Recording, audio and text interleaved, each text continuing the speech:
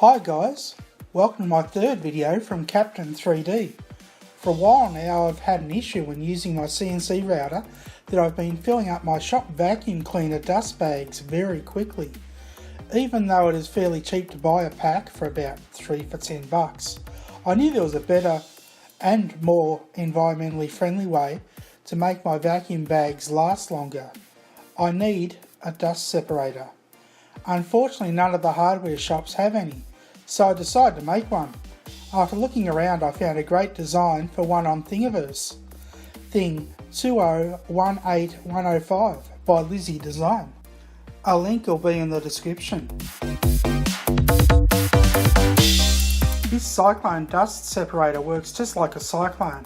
As the dirt is sucked into the separator, most of it is forced to spin around and down the sides of the dust separator and then into a connected bucket, while clean air is sucked into the shop vacuum cleaner.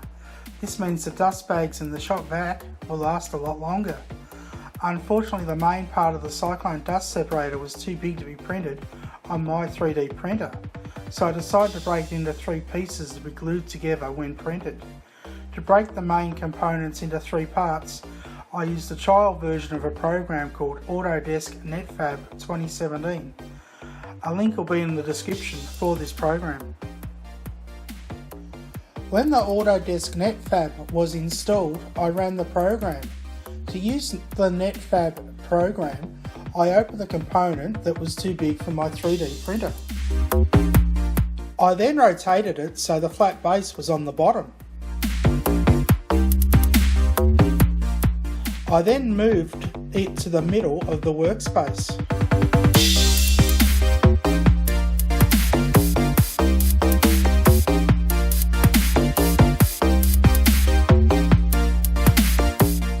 I changed the view to see the component from the side.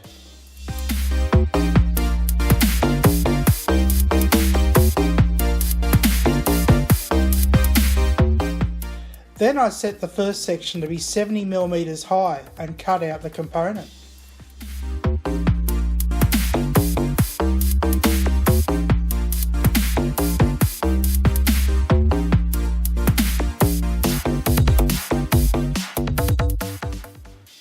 Then I cut the next component to be 7mm high and cut that component.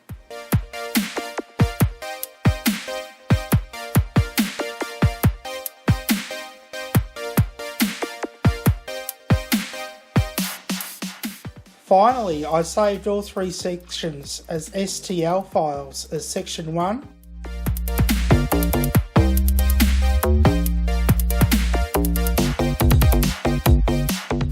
Section 2,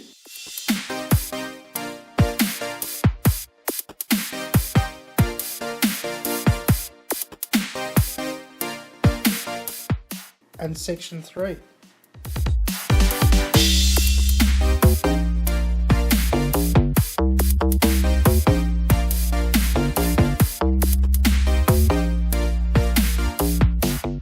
If you want to find these files, they'll be available on my Thingiverse account as Thing 2104717. This link will be in the description.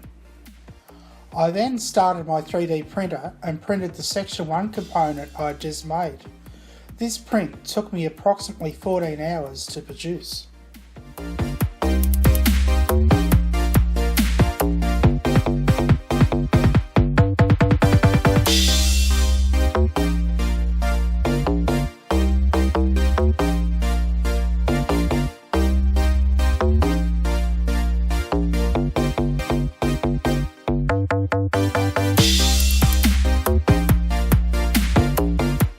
Section 2 took about 5.5 hours to produce.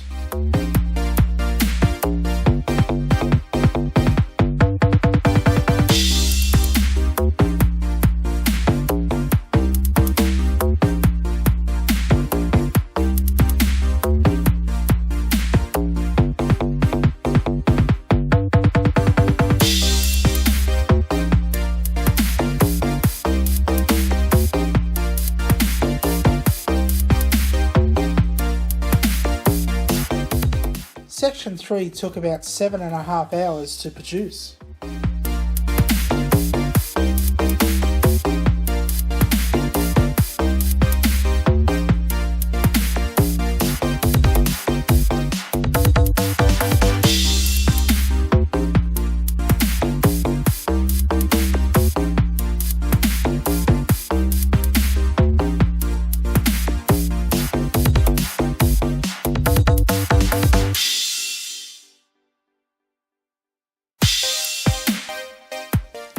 I then printed the insert screw. I need to make two of these. One connects the dust collector to the shop vacuum and the other connects the hose that sucks up the dirt. The insert is a tight fit and took a little force to insert into the Cyclone Dust Collector for the first time, but it quickly loosened up. The tight fit might be due to my low resolution setting of 0.4mm. Each insert screw took approximately 2 hours to print. The total weight of all the 3D printed parts is about 650 grams.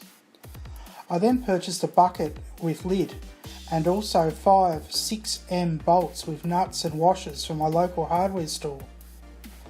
Before I glued the sections together, I cut a hole in the lid of the bucket that would let section 3 sit flat. I then drilled 5 6mm holes and used the 6M bolts to secure the section to the lid.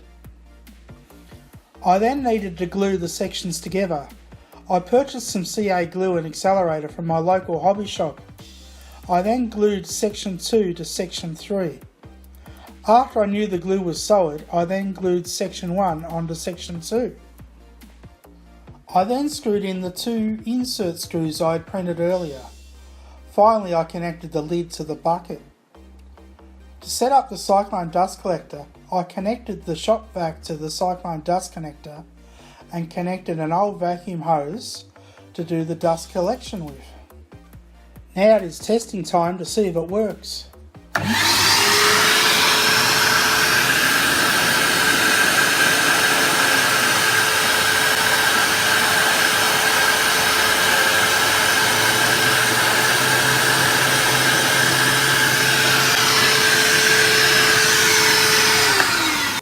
Looking inside the dust collection bucket, I found the dust and wood chips I had just vacuumed up. This means the Cyclone Dust Separator is collecting the dirt instead of my shop vac.